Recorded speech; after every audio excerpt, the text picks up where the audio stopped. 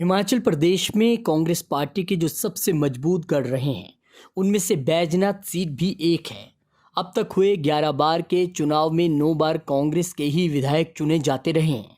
इनमें से सबसे अधिक 7 बार संतराम को विधायक चुना गया। संतराम की राजनीति के बाद उनके पुत्र सुधीर शर्मा यहां से 2 बार विधायक चुने जा चुके हैं। इस बार बैजनाथ सीट को फतेह करना भाजपा के लिए बड़ी चुनौती साबित हो सकती है। वर्ष 2012 में ये सीट अनुसूचित जाति के लिए आरक्षित हो गई। इसके चलते सुधीर शर्मा को अपना निर्वाचन क्षेत्र बदलना पड़ा। वर्ष 2012 में उन्होंने धर्मशाला से कांग्रेस पार्टी की तरफ से चुनाव लड़ा और जीत दर्ज की। तीसरी बार विधायक चुने गए सुधीर शर्मा को वीरभद्र सिंह मंत्रिमंडल में शहरी विकास मंत्री का पद दिया गया। भाजपा की अगर बात करें तो बैजनाथ में अब तक 2 बार ही जीत नसीब हुई है।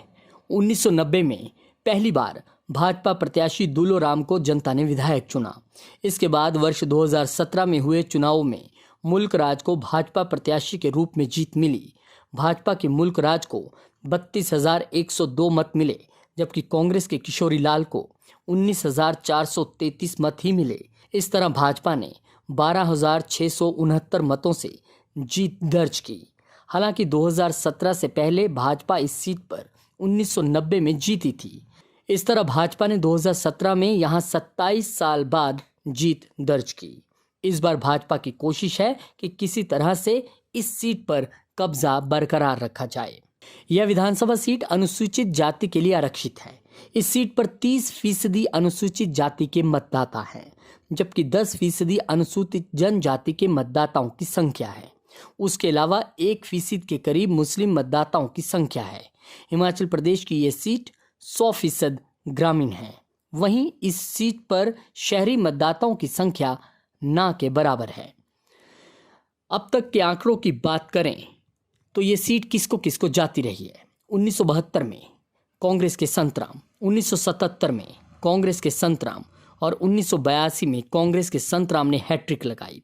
1985 में कांग्रेस के संतराम फिर जीते और 1990 में बीजेपी के दुलो राम पहली बार यहां से बीजेपी का कमल खिलाने में कामयाब रहे। 1993 में कांग्रेस के संतराम फिर जीते।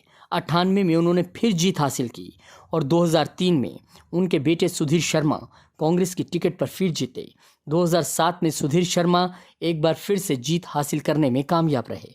2012 में जब ये सीट आरक्षित हो गई तो कांग्रेस के किशोरी लाल यहां से जीते और 2017 में एक लंबे अंतराल के बाद भाजपा के मुल्क राज ने फिर से यहां कमल खिलाया।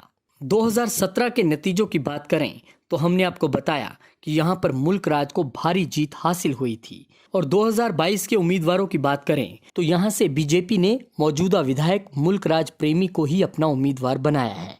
वहीं कांग्रेस ने पिछली बार हारे किशोरी लाल पर अपना विश्वास दिखाया है। आम आदमी पार्टी इस बार मैदान में है। प्रमोद चंद उनकी तरफ से चुनाव लड़ रहे हैं। मुकाबला किस तरह का रहेगा, बड़ी दिलचस्प बात है, क्योंकि ये गढ़ कांग्रेस का रहा है। पिछली बार कमल खिला है, तो क्या इस बार मुल्क राज प्रेमी खिले हुए कमल को बचा पाएंगे या फिर किशोरी लाल एक बार फिर से कांग्रेस की वापसी कराएंगे। वहीं आम आदमी पार्टी किसका खेल बिगाड़ेगी, किसकी वोट काटेगी या फिर झाड़ू यहां आएगा, ये भी देखना बहुत दिलचस्प रहेगा।